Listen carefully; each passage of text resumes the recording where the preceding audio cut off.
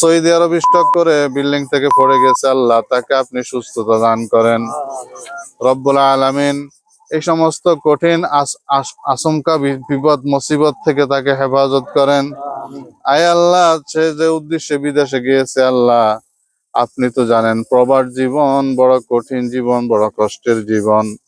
আয় আল্লাহ, এই সমাজের অনেক ছেলেরা, অনেক বাবারা, অনেক ভাইয়েরা আল্লাহ বিদেশে অবস্থান করতেছে। প্রত্যেককে আপনি সহিহ সালাম অবস্থা রাখেন, প্রত্যেককে আপনি সুস্থ রাখেন, সবল রাখেন, কর্মক্ষম রাখেন।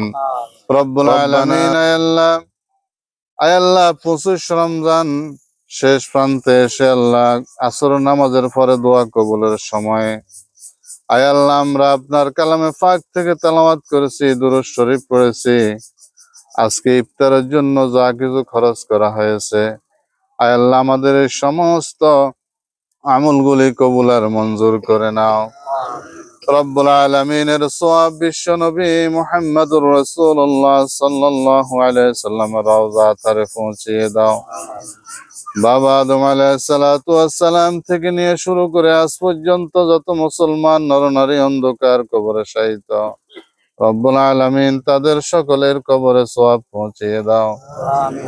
আয় আল্লাহ, আমরা যারা হাত উত্তোলন করেছি, আমাদের আব্বা আম্মা, দাদা দাদি, নানা নানি, শ্বশুর শাশুড়ি, আত্মীয় স্বজন, আপনজন যারা আমাদেরকে ছেড়ে অন্ধকার কবরে শায়িত, রব্বুল আলামিন তাদের সকলের কবর আযাব মাফ করে দাও।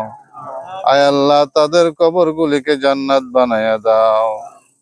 রব্বুল আলামিন, আয় আল্লাহ সাহেবে দাওয়াতের আব্বা আম্মা, দাদা দাদি, নানা নানি, আত্মীয় স্বজন, আয় আল্লাহ যারা অন্ধকার কবরে রয়েছে, আল্লাহ আমরা জানি না কোন অবস্থা আছে, মেহেরবানি করে তাদের জীবনের গুনাহগুলি মাফ করে দাও, তাদের কবরকে জান্নাত বানায়া দাও।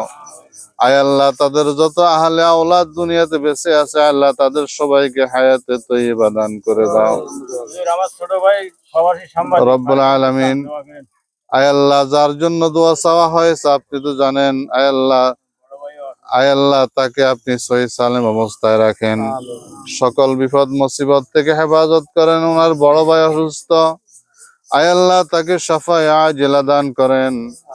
আমাদের মধ্যে যারা অসুস্থ রয়েছে তাদেরকে শাফায়ে আজিলা দান করেন।